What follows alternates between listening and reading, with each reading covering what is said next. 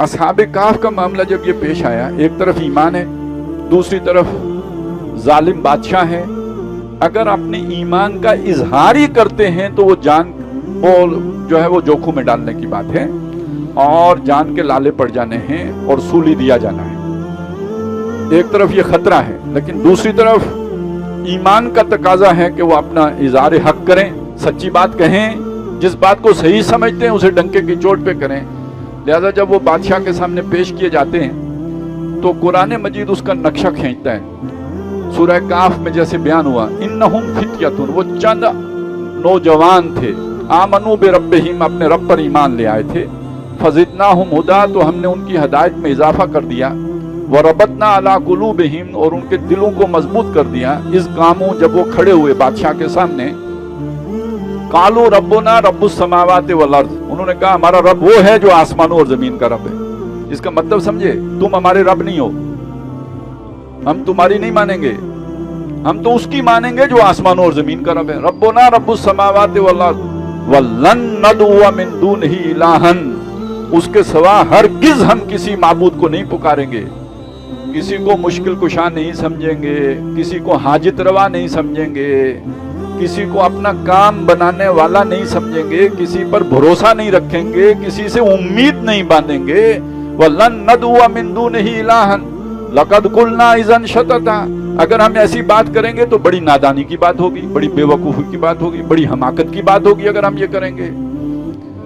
और ये जो हमारी कौम है, इत्तख़ज़ू मिन दूनिही आलिहा, इन्होंने उसको छोड़कर औरों को माबूद बना लिया है। ये जो औरों को बनाया था ये कौन थे?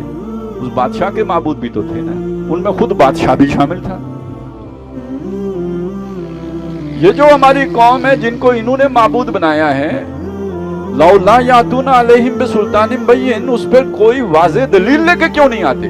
एक ढकोसला है जो इन्होंने बना लिया है, उसकी कोई हकीकत नहीं है। अगर हकीकत होती तो उसकी कोई दलील भी देते, उसकी कोई रीजनिंग भी होती, उसके लिए इनके पास कोई इस्तिदलाल भी होता। कुछ भी नहीं है, बातें हैं जो माँ बाप से सुन ली हैं और आगे किए जा रहे हैं। तो न सिर्फ उन्होंने इहका के हक किया, बल्कि ये कि जिस भी उसलूब से मुमकिन था अपनी बात को पहुंचाना, सल्बी अंदाज, मुनफी अंदाज, मुस्बत अंदाज, हर तरीके से समझाया। यानी किसी मसलहत को खातिर में नहीं लाए। अब इसमें हमारे लिए रहनुमाई क्या है? ये जो कलमा शहादत है जो हम पढ़ते हैं, अशहदु अल्ला इलाहा इल्लल्लाह व अशहदु अन्ना मुहम्मदन अब्दुहु व रसूलुहु, इसका तकाज़ा है कि हक बयान करने में किसी मसलहत को खातिर में न लाएं, डंके की चोट कहें और उसके नतीजे में जान पर बनती है तो बन जाए। यही इब्राहीम अलैहिस्सलाम की जिंदगी का जो है वो सबक है जो हमारे सामने आता है, और यही असहाबे काफ ने जो कुछ किया उसका नतीजा भी सामने आता है। अगर कि अल्लाह के सिवा किसी और ताकत से डर गए, अगर किसी और ताकत के आगे झुक गए, अगर किसी और से खौफ खाकर हक बात कहने से रुक गए तो इम्तिहान में नाकाम। ठीक है, 4 सांसें मजीद लेने का मौका मिल गया, जिंदगी गुजारने के लिए जो है वो मौके पैदा हो गए, हो सकता है कुछ दुनिया के मफादात भी हासिल हो जाएं, लेकिन वो जिस इम्तिहान में अल्लाह ने यहाँ डाला था उस इम्तिहान में नाकाम। असहाबे काफ के वाक़े का असल पैगाम ये है, बाकी सारी ज़िमनी बातें हैं, बुनियादी बात ये है कि हक कहने में कोई अमर माने न हो, यहाँ तक कि जान पे बनी हुई हो फिर भी डटे रहो।